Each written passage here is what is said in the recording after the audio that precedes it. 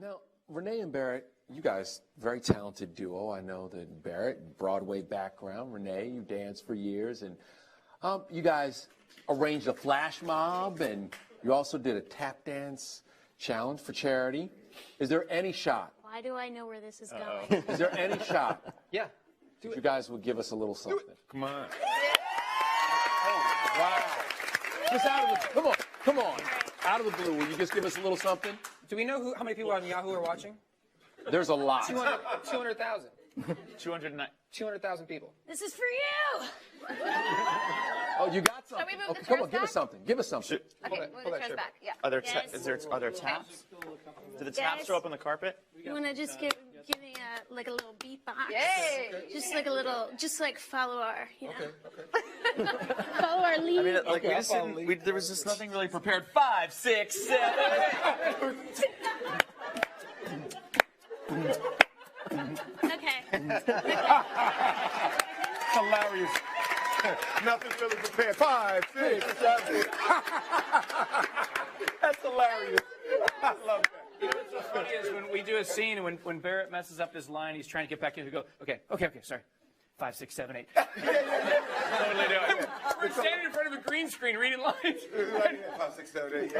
It's just in the blood. It's 7, 8. just, That's how you start. That's how you start anything on Broadway, right? It's how you started on TV too. And you do a nice little bounce step. Yeah, you got to show him the bounce step. You got to show them the bounce step. Like if I'm going over there, it's like.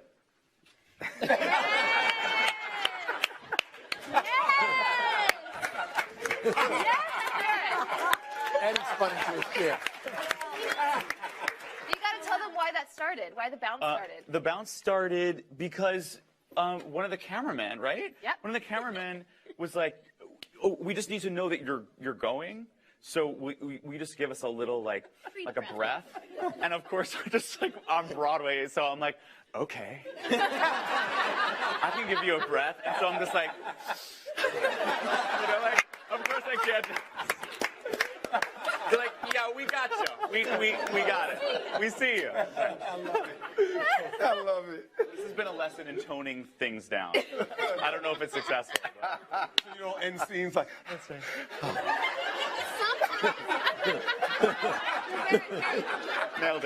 Nailed it.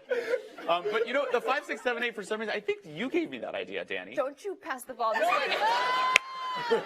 Didn't you? I feel like there was some moment don't know. where that you referenced that, and I was like, I'm gonna try that, and then it kind of stuck. I really don't know. I don't remember. I think thank it was you, man. Thank you. Thank you, Broadway. Thank you, Danny. It just goes places, and I love it. How much interaction do you guys have with NCIS, or do you at least get to interact or talk to NCIS? No, the real you have NCIS. you have to go find him. You have to go and visit him at his office. He's never around. He's in Australia all the time. Or I'm in Washington visiting NCIS. Actually, when the show first started, we... I can't even do that. Oh, that was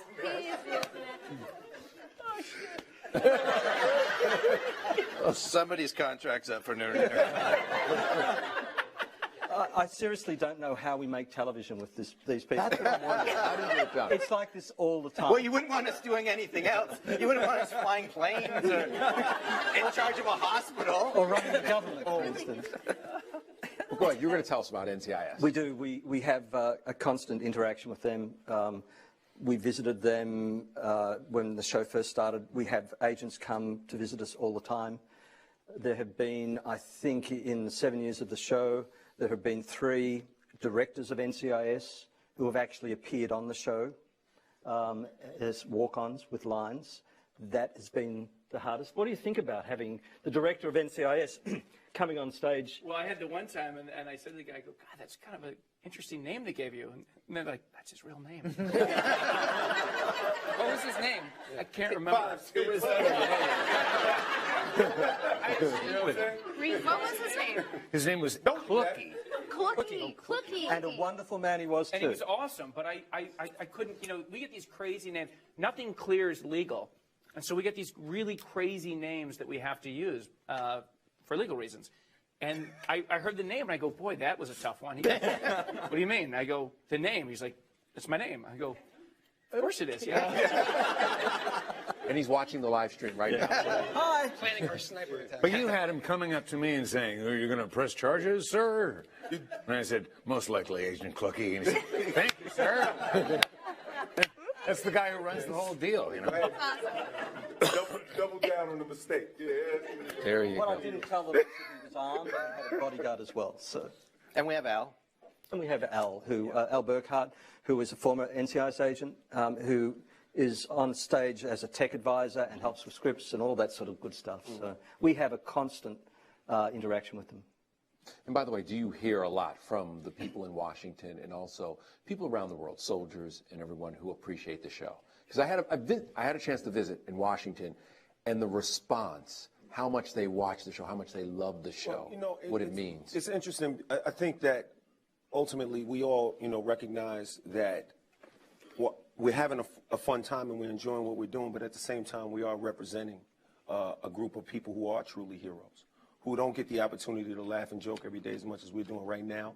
And, the things that we do on television, these people do in real life. Mm-hmm. And so when I run into, military people, I run into military families, veterans, they are always very happy that we're out there representing. They tell us, oh, wow, now, even NCIS people in the agency will say, now when I go to France or when I go to Latin America or when I go to Italy, they understand who our agency is, who we are, what we do, what we represent. So, there is a certain amount of responsibility that comes with playing characters like this.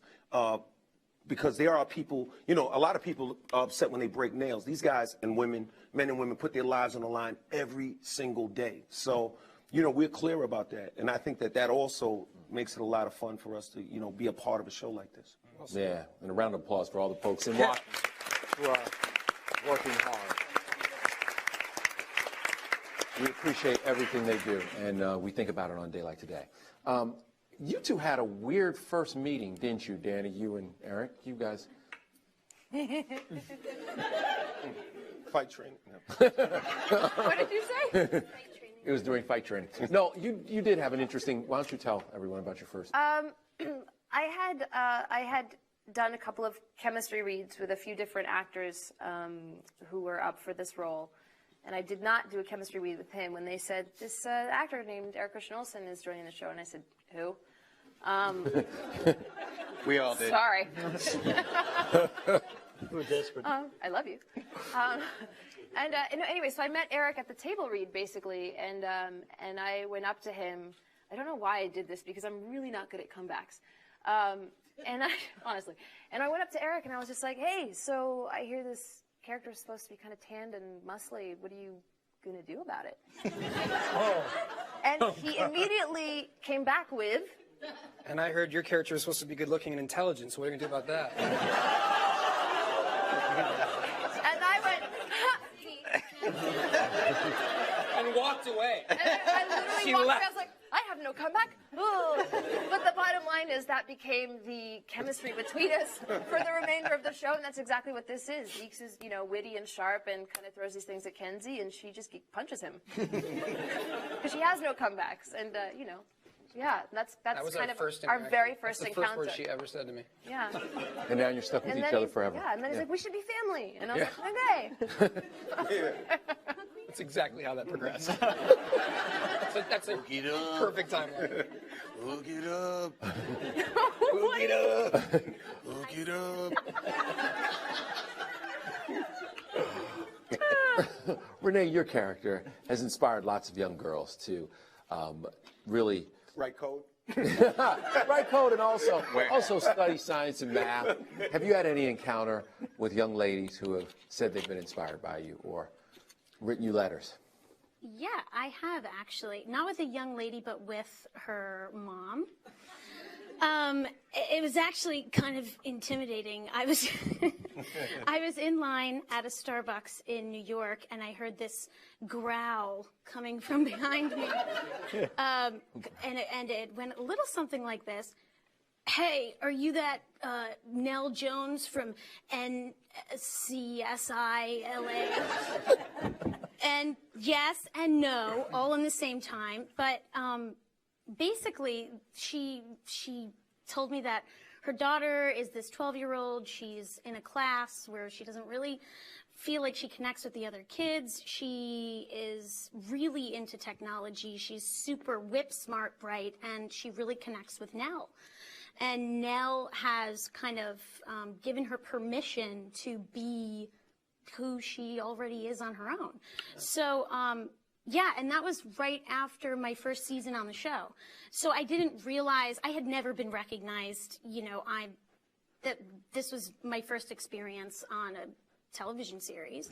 And to have someone, a stranger, come up and say that I've impacted and had, you know, a meaningful kind of experience with her daughter that I don't even know, it was very moving.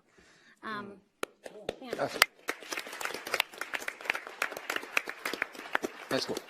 Can we get a few secrets of the season? Can you take us somewhere, guys? Before we move on, can we just get a few season secrets? Because there are always hints. We'd like some secrets too, by the way. I would too. For For this season coming up?